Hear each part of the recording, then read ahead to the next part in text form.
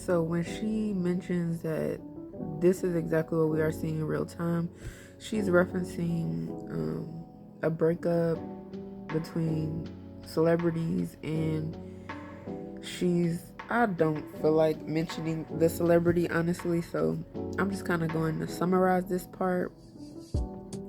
And she's basically talking about how people are questioning the woman in the dynamic instead of any scrutiny on the man, and how it's exhausting. And she goes on to say, because imagine navigating this world without parents, with only a small circle of people you can trust, if that, because some of us don't even have that. Thinking you found your person, building a life together, making real plans, only for it to end like that. And instead of empathy, you are met with critique, with hatred, with your character being called into question. This is the weight women carry. Being a woman is deeply empowering. I would not choose to do life any other way. I agree. Being a black woman specifically is something I hold with pride in every lifetime. But it is also one of the most exhausting identities there is. And when you layer on sexuality, being a heterosexual black woman, for me, queer black woman, there is a level of vulnerability that is hard to explain. I don't feel like it have to be explained, but she goes on to say, because you are expected to love, partner with, and build with a group of men who at times feel unwilling to protect you, unwilling to evolve with you, and all too ready to critique you. And that kind of exhaustion, I wouldn't wish on anyone. And so I've come to this conclusion. You cannot demand that women know better without also demanding that men do better. Otherwise, you are not asking for discernment. You are asking women to survive men. And the demand cannot come from women. It must come from men. That is where masculinity is both built and reinforced. Real accountability is not external. It is enforced internally, within the group, in the rooms where women are not present. It looks like hard conversations. It looks like correction. It looks like standards that are actually upheld. Not, you ain't right, bro, followed by business as usual. Not a quick call out and then back to the same behavior. That's not accountability, that's maintenance. Real accountability costs you something. It requires you to risk comfort, proximity, and even friendship in order to protect a standard. And until that happens at scale, nothing changes. We're all just sitting in the internet echo chambers, ping-ponging between men are trash and women aren't soft anymore. It's really a waste. That is how the Substack ended. This Substack sparked a lot within me, as you can see by how I even read it. I feel like the rites of passages that women experience can definitely build character. And I think that the pressure that everyone, even within ourselves, we put on ourselves is because we deeply know that we have the strength to choose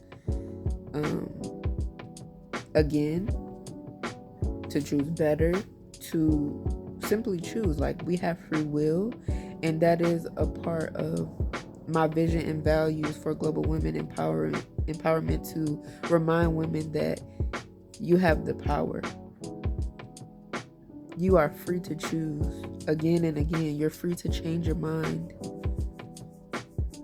Just because you have a baby with someone doesn't mean you have to tolerate and survive the ridiculousness. If you feel trapped, just know you can choose to free yourself, to liberate yourself. But I also feel like what people are not saying is that, yes, men need to hold men accountable, but women also need to hold hands while we're going through these rites of passages. I personally know women who I have considered not being in contact with because they knew the dynamic they were in, and truth was revealed to them, character was revealed to them, and they still chose to go back. And it's like, I feel bad for you, but I also kind of don't want to be associated with you because it reminds me of that version of myself, and I don't want to be that version anymore. But at the same time, I feel like we still need to create spaces where women feel free to process all the emotions, because I think that's exactly the isolation is exactly what makes women so vulnerable to continue these cycles. I remember my own experiences of feeling isolated, like I didn't have anybody for anything, like the bare minimum, no friends, family, anything. So going back to an abusive relationship wasn't necessarily in my mindset. I'm just trying to survive. That's the mindset I had. Like, this person, even though they're abusive and not emotionally safe, like, at least I got somewhere to sleep tonight. At least I'm not sleeping on the bathroom floor. Until it got to the point where I was choosing not this person, even though I didn't have other people, and I did sleep on the bathroom floor.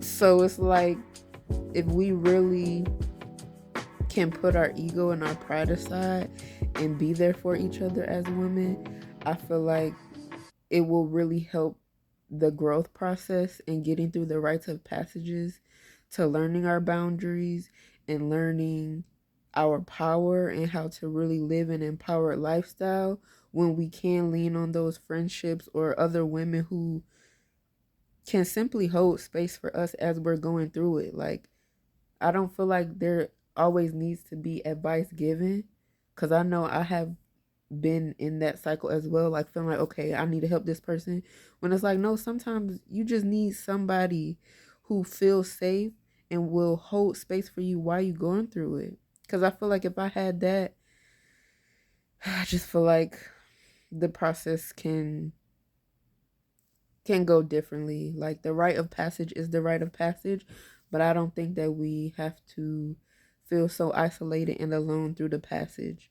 So I definitely want to encourage women to do your best to stick together and create space and hold space for other women as they go through their own rites of passages. And I mean, of course, honor your own boundaries. If you feel like